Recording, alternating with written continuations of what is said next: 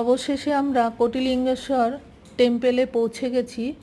এখন আমরা main gate থেকে ঢুকছি গাড়ি নিয়ে।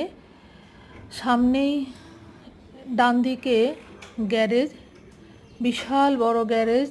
যারা গাড়ি নিয়ে যাবে কোনো অসুবিধা নেই রাখার, একদম মন্দিরের পাশে। তারপরে এরকম ফুলের দোকান আছে, ডালার দোকান আছে। ডালা কিনে আমরা এগিয়ে চলেছি ধীরে ধীরে।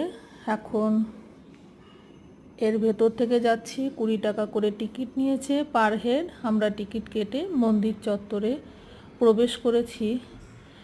এখন যেদিকে তাকাচ্ছি সেখানেই শিবলিঙ্গ বিভিন্ন আকারের, চোখ জুড়িয়ে যাচ্ছে। তোমরা সবাই দেখো, আমার সাথেই দর্শন করো। আমি আগামীতে আরও ভিডিও আনবো এর উপরে, তোমরা দেখতে পাবে। পুজো দেওয়ার পদ্ধতিও, ওখানে কি সিস্টেম সেটাও জানাবো।